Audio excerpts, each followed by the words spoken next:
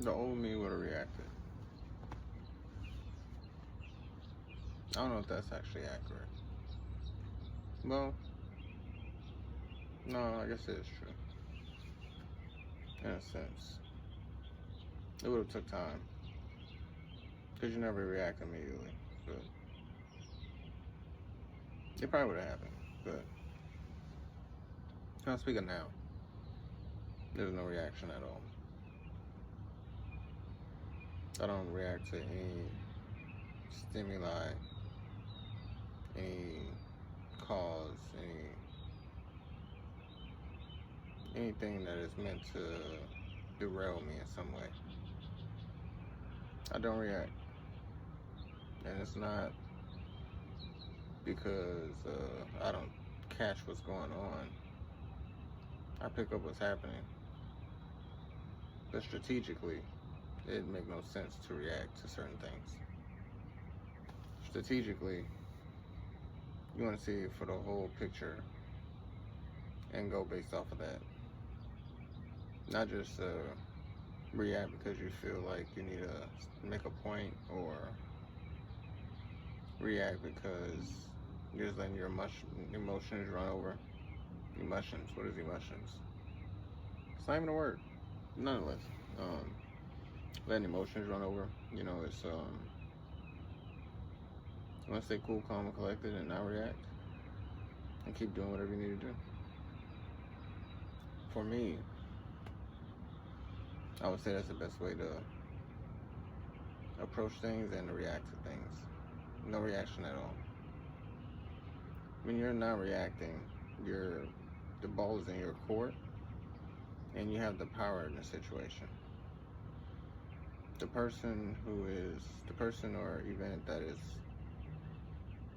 happening or attempting to get you out of your place, it is moving in a way of not power, but offense.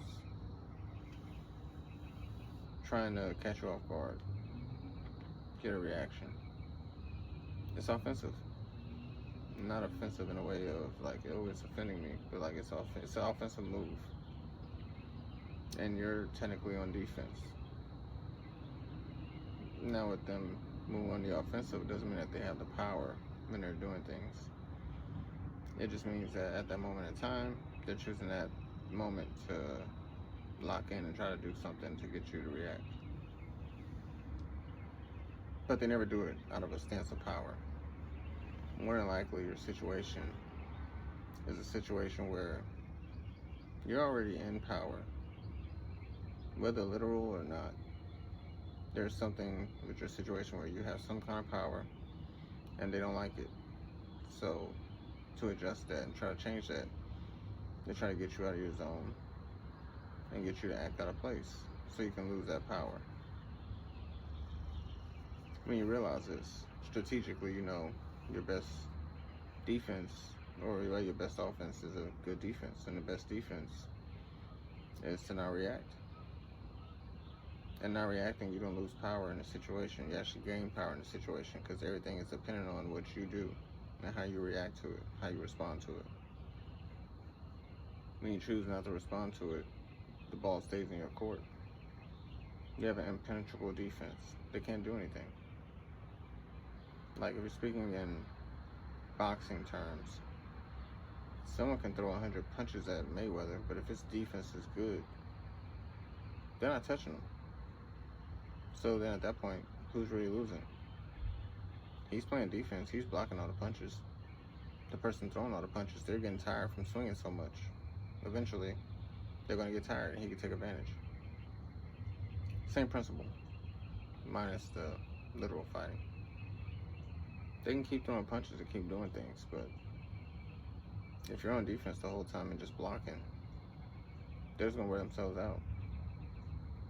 And then the best thing happens, at least the best thing for me is when you see their will to fuck with you and bother you, that will, it just slowly dissipates. That will to fuck with you, it just slowly goes away. that confidence they had in which they were trying to rattle you, it just slowly goes away. It's the best thing ever. So you see their will to fight just go. They're giving up. All that work, all that time spent trying to get a reaction, trying to do something, trying to get me to respond, and it didn't work. And now you're tired. You don't want to do it anymore. They've given up. It's the sweetest thing, because therein lies the true power. They never really had power in the first place. They were trying to gain power, but they ended up losing whatever they had because they were too busy trying to get you out of position. In the end, you want to use your reaction in a strategic sense. Only react to things that need to be reacted to and never overreact. When I say react, respond. Depending on what it is, but never respond to a person or a person's character or who they are. You never do that. You respond to the situation, the problem that is there. Not the person, but the problem.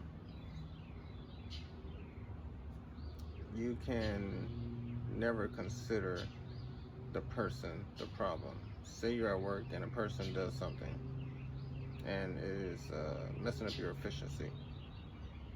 At that point, you're not going to blame that person for the issue.